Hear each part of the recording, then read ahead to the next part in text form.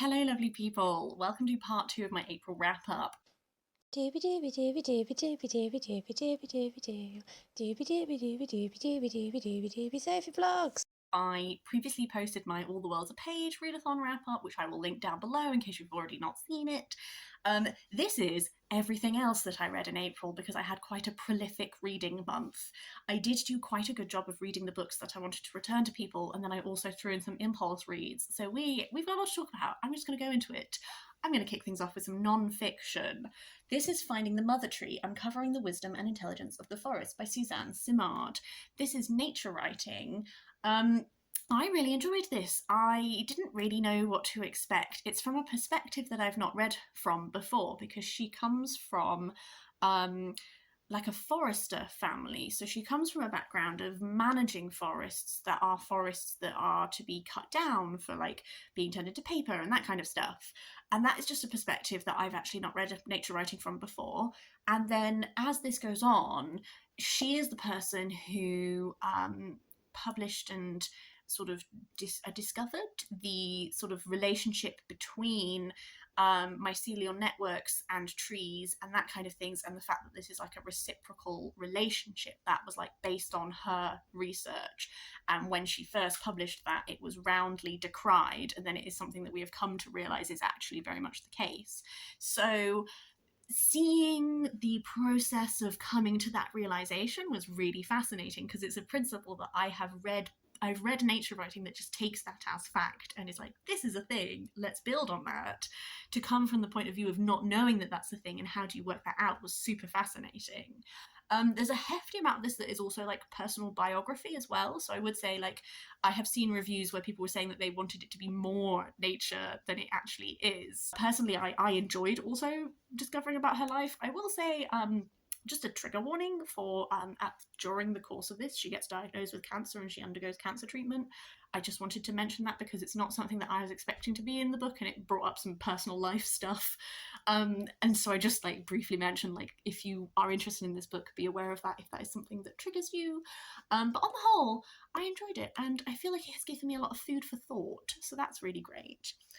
I also got into audiobooks this month.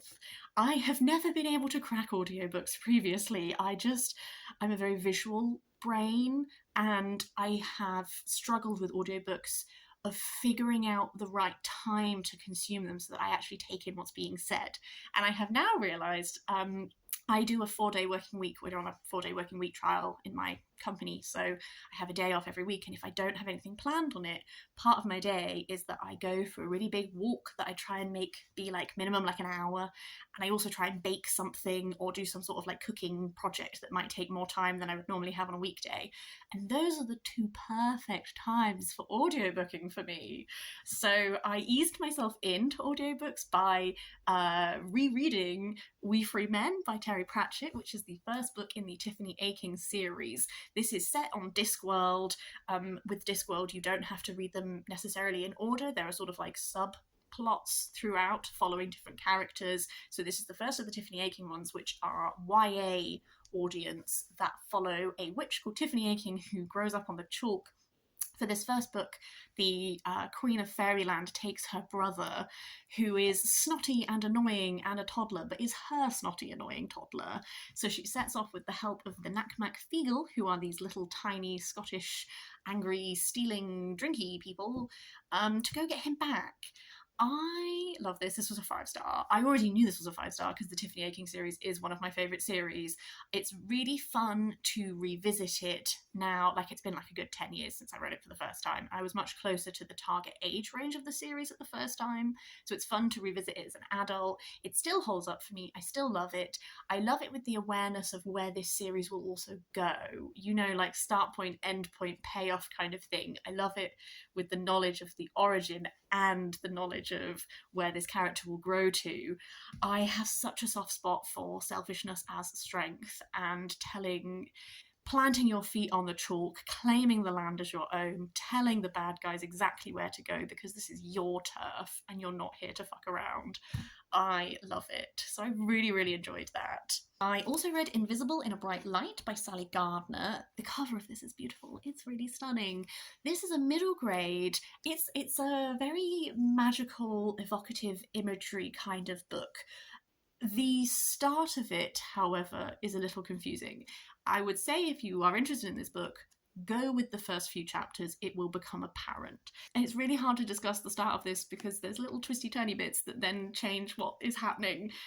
We follow this child who is in the Royal Opera House in this city, and she sees the chandelier that is shaped like a galleon fall, and then she finds herself in another place with this guy in an emerald suit who informs her that she's been playing this game and it's now time to play the reckoning, and he always wins the reckoning, but he'll give her a chance, and if she can find out his name, then she can win it. So this is a novel that is ostensibly set in a theatre and is to do with the world of the theatre. So there is lots of beautiful theatre imagery that's about the magic of performance and all that kind of thing. It is also a book that has this other plotline going on that defies the rules of our reality, that has high stakes, that is magical and has lots of evocative imagery going on that seeps through to this real world.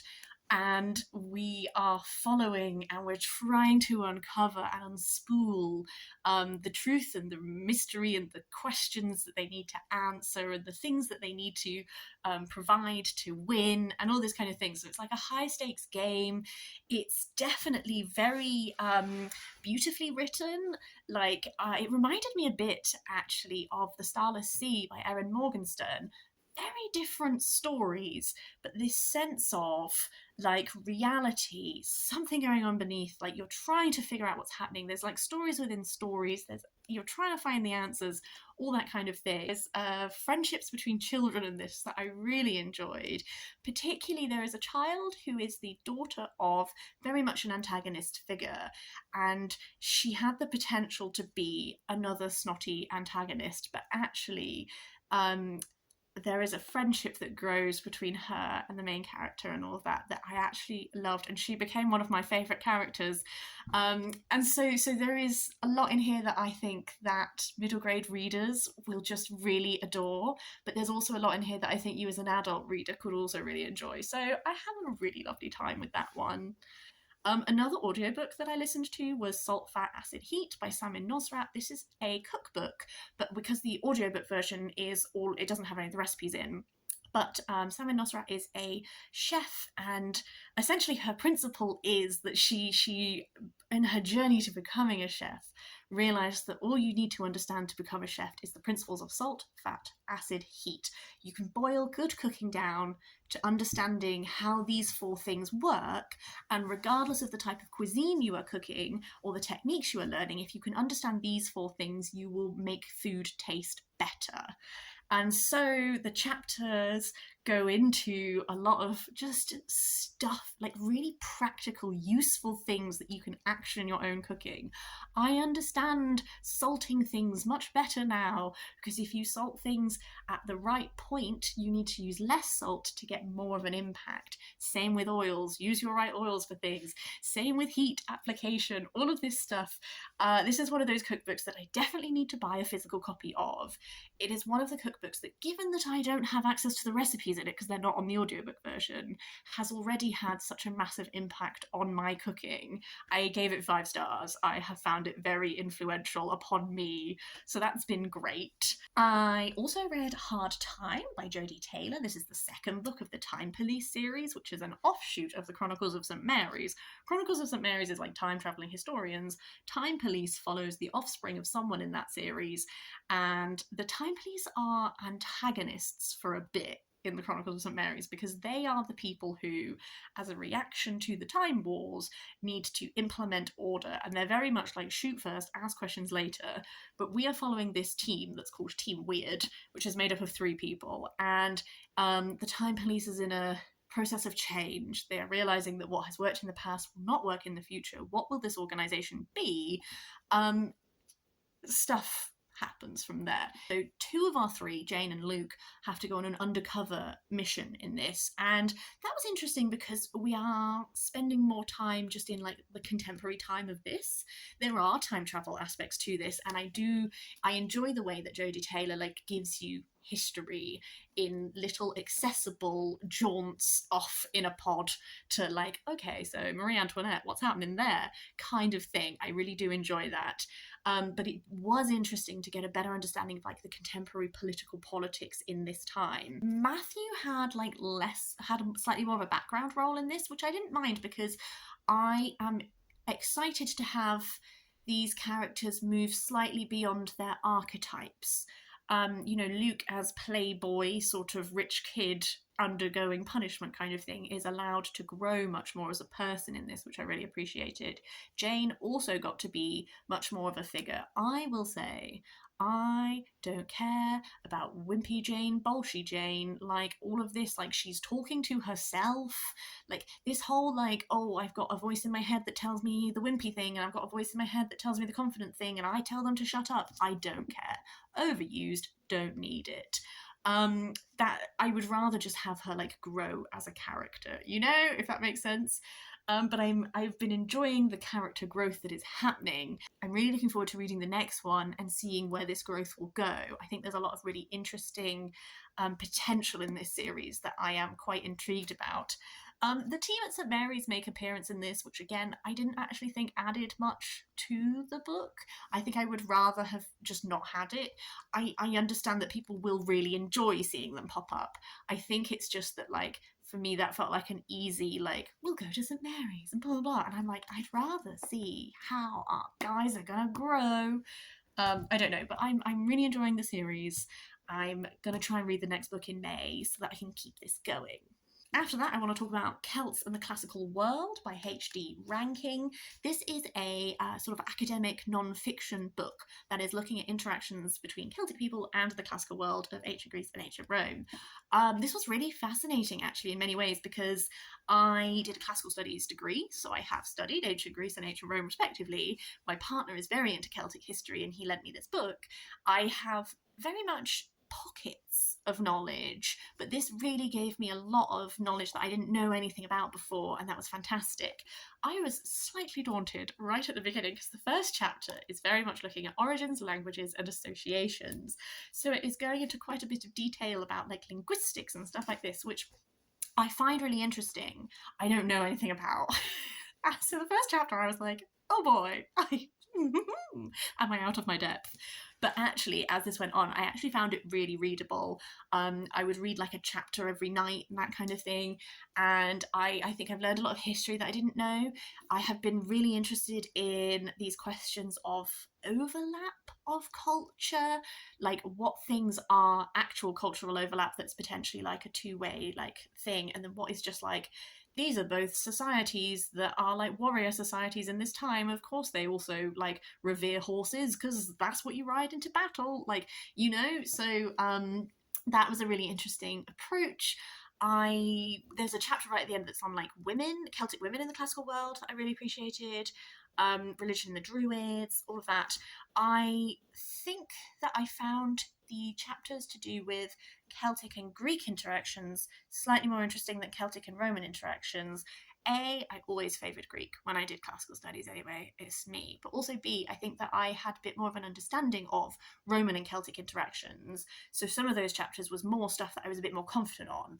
Whereas a lot of the Greek stuff, I say that I studied Greek, like I preferred Greek when I did classical studies. I didn't look at interactions with Celtic cultures that much, so that was a lot that was like really new to me, and I just found that really fascinating.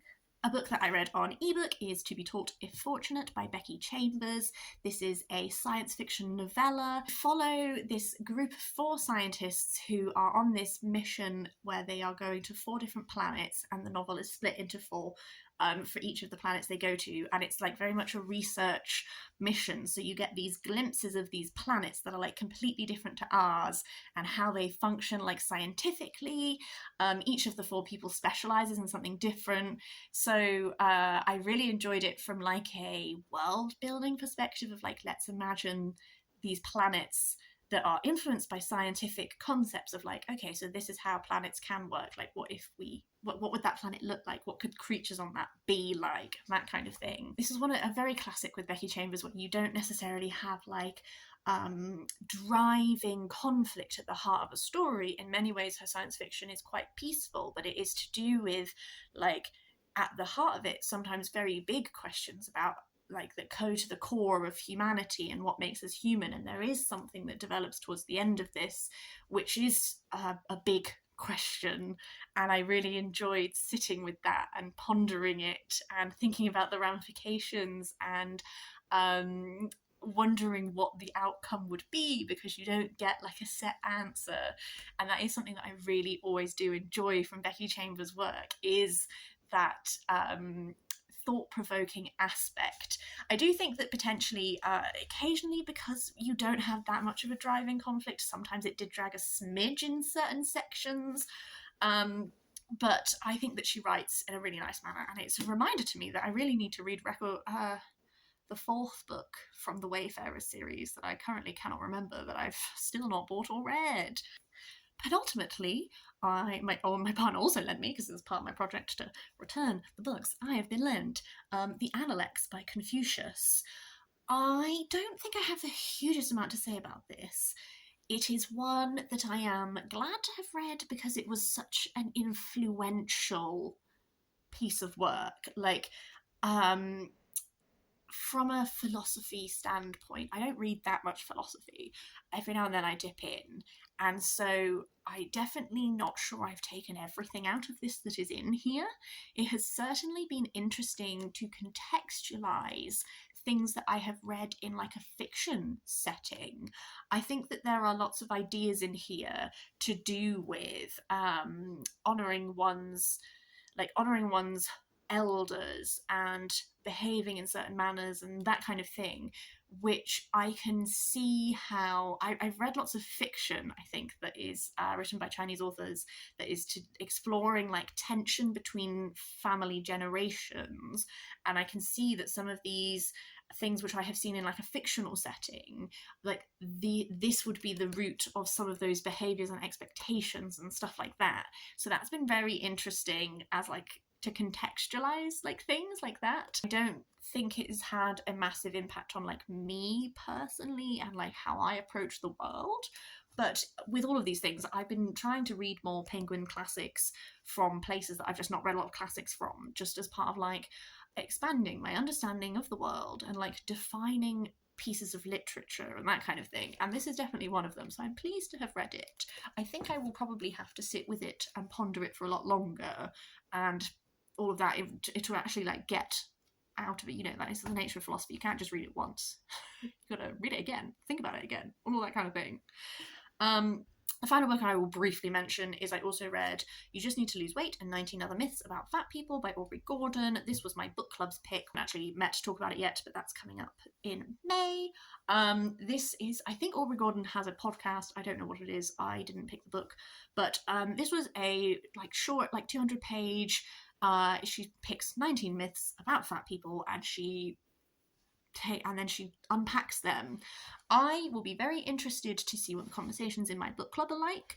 As someone who has existed in like fat activist spaces for about 10 years now, I think, a lot of these arguments and myth breaking is stuff that I would say I'm probably actually already quite familiar with. I'm not saying that I have nothing to learn from this book, but definitely I felt myself on quite solid familiar ground, whereas I think it will be interesting to talk about it in my book club with people who maybe are not involved in those things, and to see what their reactions to reading it was, and to see what's impacted them strongly, that kind of thing. So I think that there will be an interesting discussion to be had when we do that meetup. For now, that is finally everything I read in April. This was, I think, my most prolific reading month, definitely of the year so far, probably of the last few years. I would really love to know if you've read any of these. I'd love to hear your thoughts on them. Please do leave me comments down below. Otherwise, I hope May is ticking along nicely for you, and I will see you next time for something different.